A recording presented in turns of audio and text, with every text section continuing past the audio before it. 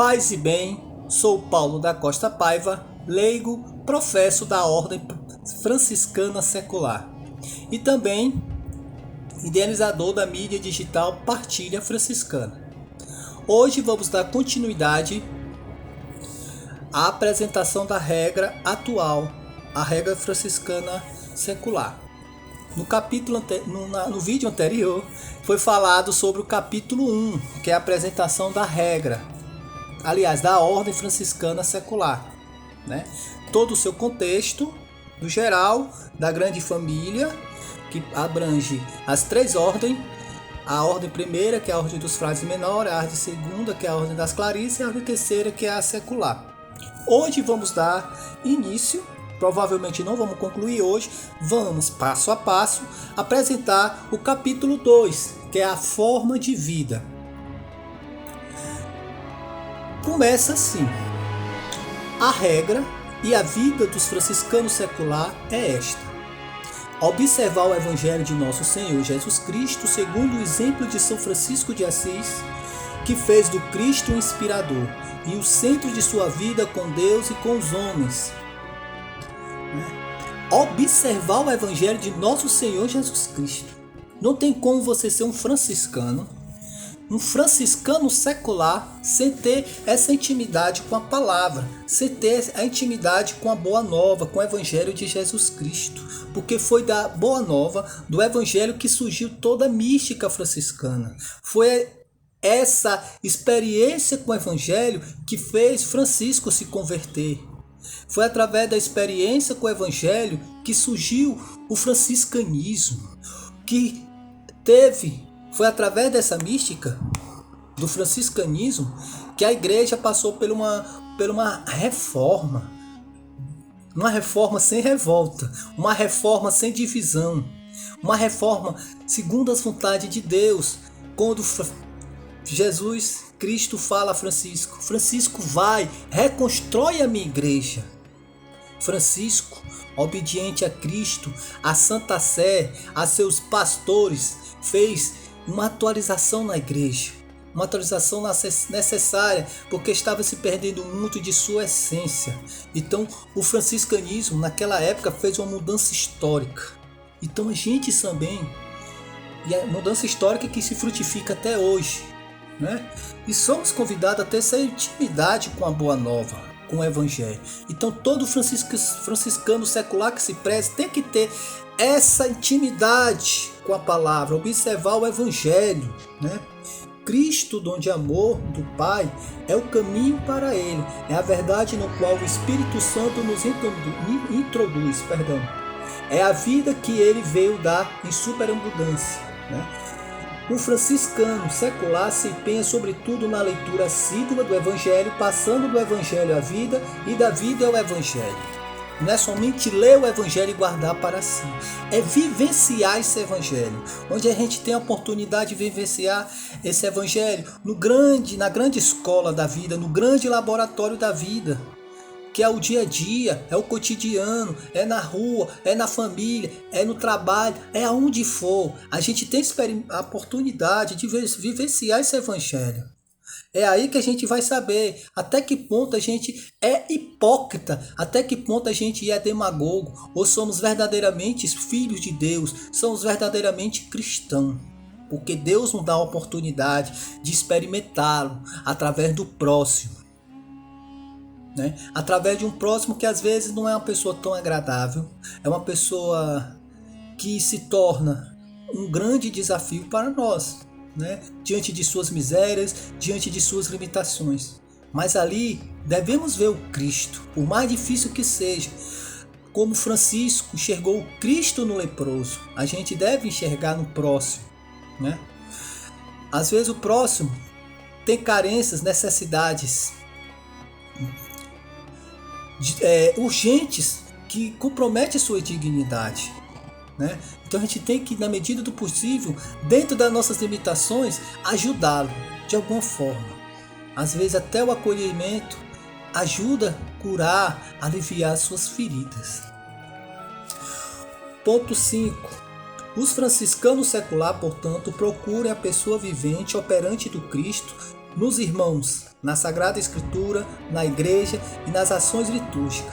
A fé de São Francisco que ditou esta palavra. Nada vejo corporalmente neste mundo o Altíssimo Filho de Deus, senão o seu Santíssimo Corpo e Santíssimo Sangue, seja para eles inspiração e caminho da sua vida eucarística.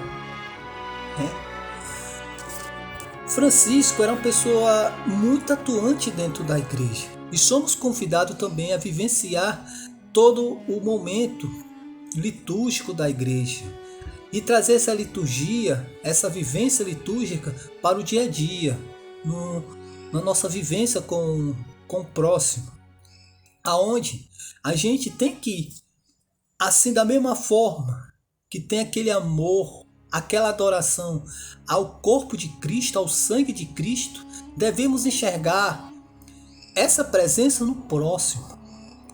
Devemos enxergar e amar, né? Claro que às vezes é insuportável, às vezes amar aquele que lhe agride, aquele que lhe ofende, aquele que te mata com atitudes, com palavras. Mas só em você tolerar, só em você buscar compreender suas misérias, por que ele é daquele jeito, já é um ato de caridade. Em você não querer o mal àquela pessoa, não revidar, já é um ato de profundo amor. Então que a gente busque vivenciar esse grande laboratório da vida, que é o nosso cotidiano, na nossa secularidade, ser um franciscano secular, sendo um instrumento de vossa paz. Ponto 6. Sepultado e ressuscitado com Cristo no batismo, que os torna membros vivos da igreja e a ela mais fortemente ligado pela profissão, torne-se testemunhas e instrumento de sua missão entre os homens, anunciando Cristo pela vida e pela palavra, inspirado por São Francisco e com ele chamado a restaurar a igreja. Empenhe-se em viver em comunhão plena com o Papa, o Bispo e o sacerdote, promovendo um confiante e aberto diálogo de fecundidade e de riqueza apostólica. Aqui fala que é importante nessa missão a gente caminhar com a igreja, em unidade com a igreja, né? Evitar toda contenda, todo conflito com nossos líderes, com os nossos pastores, com a doutrina, com o magistério, mas jamais sendo submisso, omisso diante das irregularidades também. Sempre ser profeta, mas sempre tendo a humildade de reconhecer quem são os nossos pastores, né?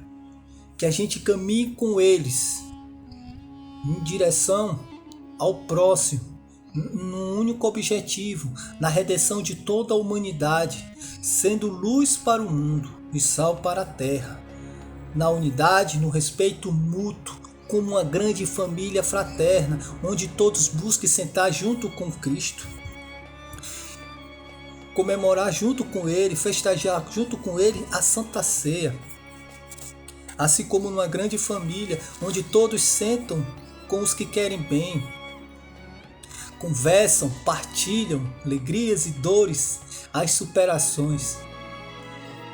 Que a gente busque vivenciar essa grande fraternidade, onde o mundo, todos são nossos irmãos, onde não existe fronteira, onde não existe muros, onde não existe limitações, mas onde todos somos abraçados pelo único Deus, onde acolhe cada um de nós como pitinhos debaixo de sua asa. Vamos ver os pontos 7. Como os irmãos e irmãs da penitência, em virtude de sua vocação, impulsionado pela dinâmica do Evangelho, conforme seu modo de pensar e de agir de Cristo, mediante de uma radical transformação interior que o próprio Evangelho designa, pelo nome de conversão, a qual, devido à fragilidade humana, deve ser realizada todo dia. Neste caminho de renovação, o sacramento da reconciliação é sinal de privilegiado da misericórdia do Pai e da fonte de graça. Exatamente, a gente tem que fugir da cilada, que porque às vezes a gente caminha com a igreja, porque às vezes a gente é consagrado, porque é professo, porque é leigo, é sacerdote, é bispo, é papa.